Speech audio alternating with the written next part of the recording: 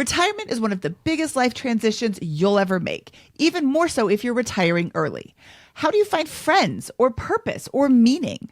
On the Living the Fi Life show, I'll be exploring all of these issues with my husband, Carl. We'll talk about our own experiences and also interview others who are living the Fi Life.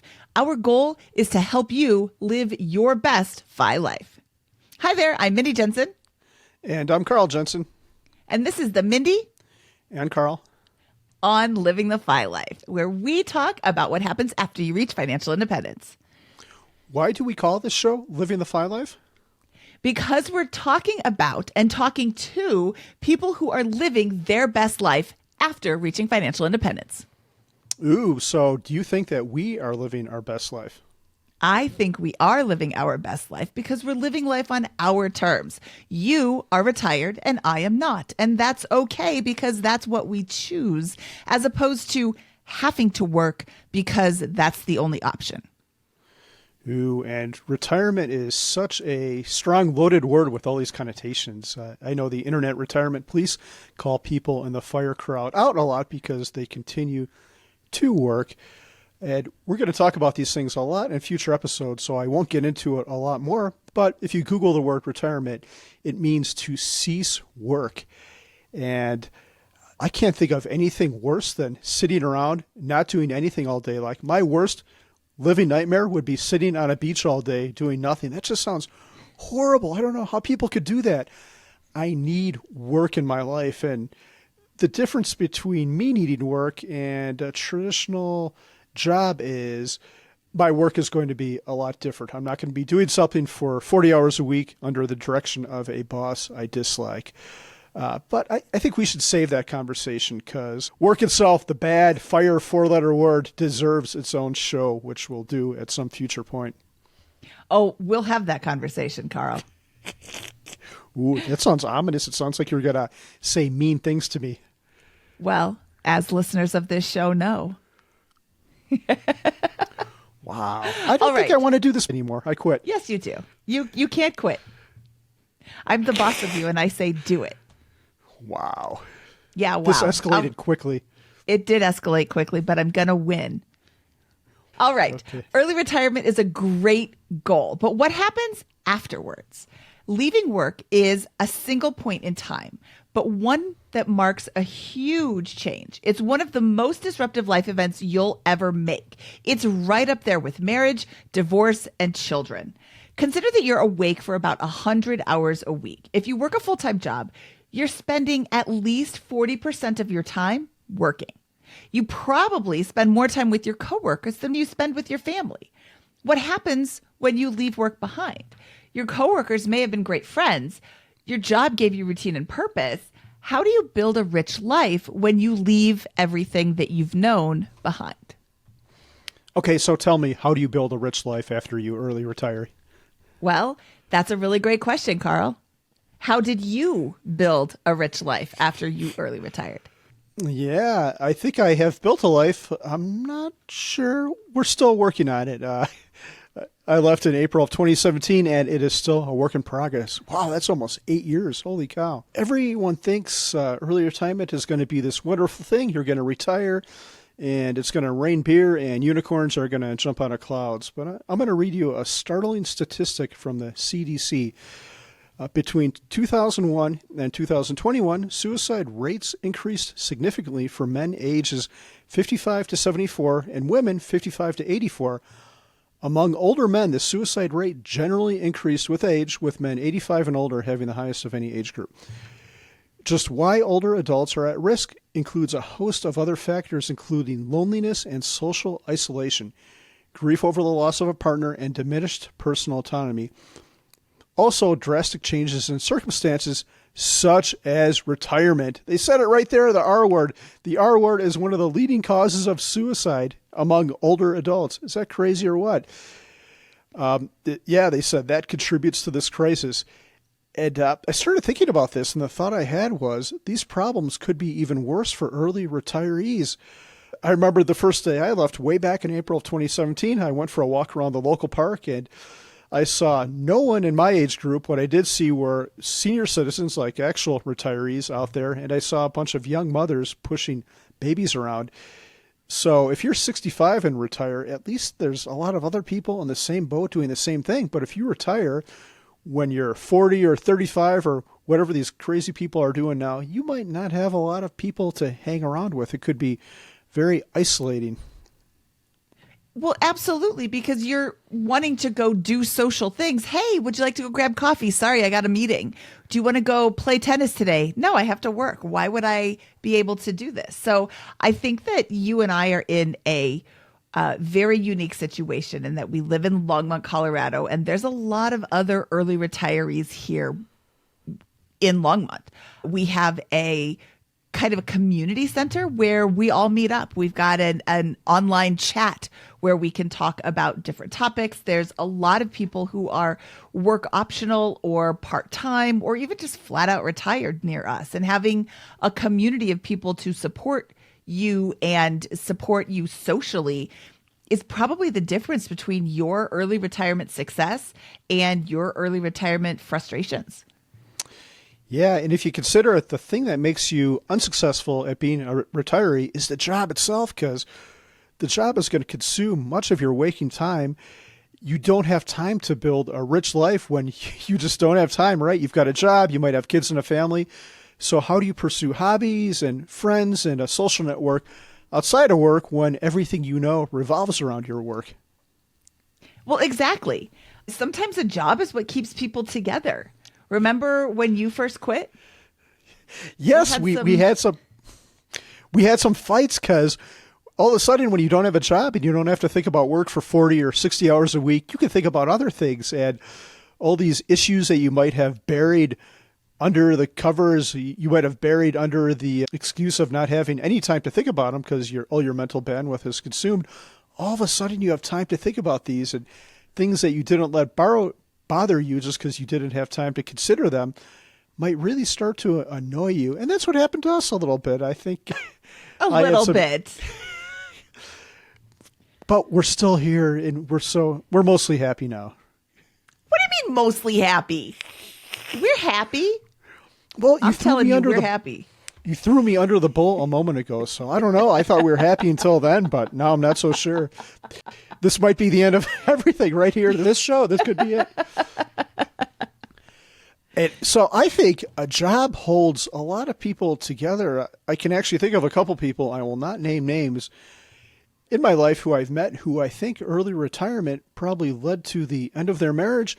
And before you call out Pete, it is not him. It is other people. It is not Mr. Money Mustache. But I can think of a couple others who I'm pretty sure if they would have stayed at their job, their marriage might have continued. And that's not necessarily a good thing because they were just suppressing issues that they didn't have the time to deal with.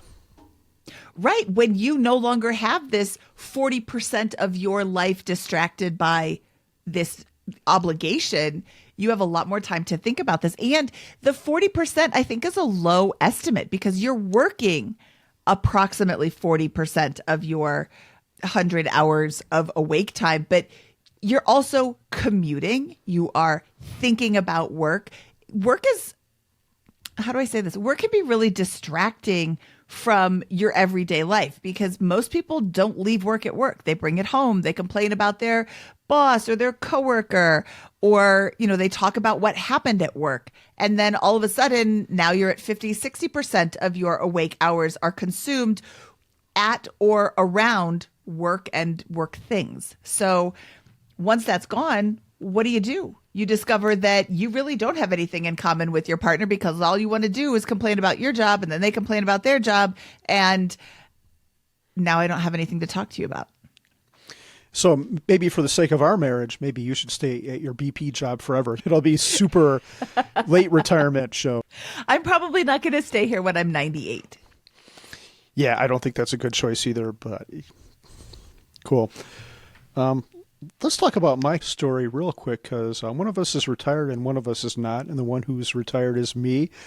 And my story will illustrate some of the issues that you might happen when you retire early. So I had a bad day at work. I Googled, how do I retire early back in October of 2012, And up came Mr. Money Mustache, who told me that I could indeed retire early.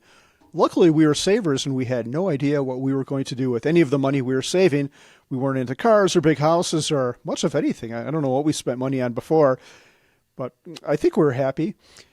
Anyway, we uh-oh. You think we're happy? No, we were very happy, extremely happy. So anyway, this whole financial independence thing gave us something to spend our money on. So I did it. I worked for another 4 years or so, and then I quit. But after I quit, I realized I was running away from something, and I kind of felt like you always hear the story about the dog who catches the car, and the dog never expects to catch the car, but what happens when it does? The dog doesn't know what to do then. And that's kind of how I felt. Like, wow, I got to this thing. Now what? I was just running away from something, and I hadn't really considered what was going to happen afterwards, right? And one thing I assumed was that just the act of leaving my job, something that gave me stress and not a lot of happiness, I thought that would make me instantly happier. And it made my life better, but I don't think it made me happier at all. So I started researching this, and I learned that happiness comes mostly from internal stuff, not external circumstances. And what is a job? A job is an external circumstance. I wouldn't trade my early retirement for anything. Now I've I think I'm like 80% of the way there. I'm like, what's that? Maslow hierarchy of needs or whatever. And the top one is self-actualization, and that's what you aspire to. And there should be a version of that for fire people. And I don't think I'm at the top of the pyramid yet, but I think I'm about 80% of the way there.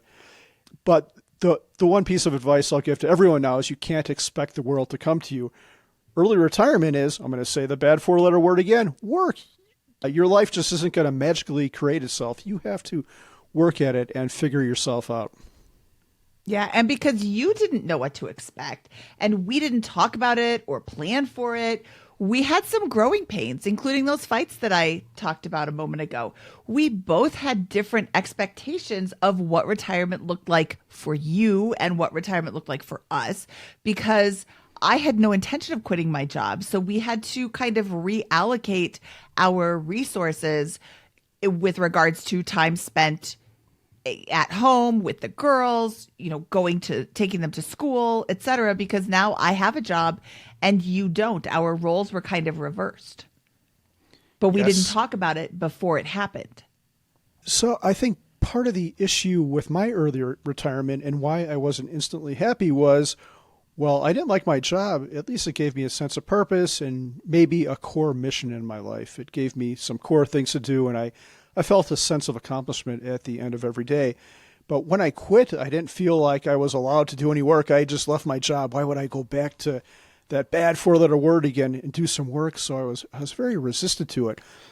But we all need that purpose in life, and most of us get that from work, but it doesn't have to be the same conventional work as you did before. You don't have to do the 40-hour week in a cube working for a boss you don't like with people who you barely put up with. You get to define what work means to you. And I was thinking of some of the really successful early retirees we know, like Mr. Money Mustache Pete. He writes on his blog and does a lot of home projects. We've done a lot of projects at our co-working space. We installed a heat pump. We're probably doing work there every week, but we're doing it on our own terms. We have autonomy. I think of Jeremy, who's going to be on the show in a couple weeks, who sold his company. I think he was in his early 30s, right, for $5 million. And I think after everything was said and done, he came off $2 million. He never had to work again. He took a little time off and then started a new job. He realized that going to Italy and sitting on the beach all day was not for him either. I think of our friend Mark Troutman, who we'll have on the show at a future time. He has a blog and he has a podcast as well, Mark's Money Mind. And Darren and Jolene, who we're going to have on the show soon too, they do lots of work around their home. Again, they're not working in the traditional sense. They're not going to a job and having a W-2 paycheck and all that, but they're doing work. There is one guy, just so I could settle these people apart. A common question I get is do you know anyone who actually retires and lives on the 4% rule? And I don't know many, but I could think of one, and that is Bob Haynes, who is a big friend to the fire community. He's always at events. I just went to Germany with him for an epic trip. So this guy does not do work. He makes no money in retirement, and he is living his best life. He fishes with his dad and travels all over the place. So I think we should have him on the show, too, to see how he derives purpose. It'll probably be our biggest episode because literally everybody we know knows Bob, even though like the Venn diagram of them, their overlap in life is like this. It is quite funny how many people that we know also know Bob. So yeah, we should absolutely have Bob on the show. We should probably reach out to him before we promise it. But also, he doesn't work. He will be available eventually. I think everyone knows Bob. If we were to go to like a Antarctic base, I'll bet I would mention Bob, and they'd be like, "Well, wait, Bob Haynes, you know him?" I'm like, "Yeah, I know him. You know him too?" Like, yeah. This actually happened in our real life. I talked to some friends who I met on a FI event in 2017, and I don't think they had been to one since then. And I sent them pictures of the trip I went on with Bob, and they're like, "Is that Bob Haynes?" I'm like, "Wait, you know Bob?" And they're like, "Yeah, of course we know Bob." I'm like, how? Why? How about this? If you're watching this video and you know Bob, leave a comment in the bottom that just says, "I know Bob." This will We be should the get a most shirt. commented video ever. Yes, I know Bob Haynes. At Economy, I'm going to get a shirt that says, "I know Bob," and we'll have like a cartoon face of him. Yes. That's awesome. We will absolutely do that. All right. Cool. On this Living the Fi Life show, we are going to be sharing these stories and more. We're going to be talking to people who retired early to see how they're doing now, what they got right, what they got wrong, and how their retirement has differed from what they thought it was going to be like. In future episodes, we will interview the best and the brightest from the post-retirement community. Ooh, and we're also going to share our stories. We messed up a lot of things, and I hope y'all can learn from our mistakes. You don't have to repeat them. You can listen to what we did and then hopefully decide not to do that. Right. Well, we're going to discuss advanced money strategies, including the 72T, Roth conversions, withdrawal strategies, investment options when you're an accredited investor, and so much more. And this is my favorite one, so brace yourself. I get a little agitated when I read this or just thinking about it because I think it's so important, and this is really what I want to help you all with. We're going to discuss the importance of purpose and how to find it, and this is what we're going to talk to people about when we interview them because this is so important. If you think about this, there's a lot of qualities that made you able to retire early. You're probably pretty smart. You probably worked hard. You were determined. And all those qualities are great, but those qualities do not serve you in early retirement. If you were a lazy person who liked to sit on the couch and eat Cheetos every day, those people would probably be great at retiring early. Those people know how to do nothing, but their lifestyle means that they'll never be able to retire early. So it's a bit of a, what am I looking for? Juxtaposition? I don't know. It's a contradiction. It's a contradiction. The people who are the best, who are financially ready and the best equipped to retire early as far as finances are the ones who are going to struggle the most at it. And I really want to help these people because I'm almost 8 years into it and I still think about these things every day and find purpose, like maybe building a new house, which is a crazy idea that we'll talk about it. I don't even want a new house. I want the challenge of doing it. So our goal is to help you build your best life after FI. And while these episodes will feature people who have reached financial independence and are now living life on their own terms, these episodes are for anyone pursuing financial independence because planning your life after you reach financial independence doesn't start when you reach financial independence. It starts right now. And we will see you every Wednesday. You can reach us at Mindy@BiggerPockets.com or Carl at BiggerPockets.com. And that's Carl with a C. Awesome. There is a Carl with a K there, right? There is. What He'll does just he do? forward all of the emails to you. Nice. What does he do for BiggerPockets? He is one of the people who keeps the website up and running. So I was a tech person too. I feel like there's going to be some conflict. It's like the Harry Potter quote. What is it between Voldemort and Harry Potter? One cannot exist while the other lives, or something like that. One it's from cannot book live while the 6. other survives. How do you call yourself a Harry Potter fan and you don't even know the whole quote? I'm caught up. I'm agitated about finding purpose. I'm not thinking about Harry Potter. Harry Potter had a purpose. Okay, so I'll have to challenge this other Carl to a duel. Like, I don't know if it would be a wand duel or what. No. Accio wand.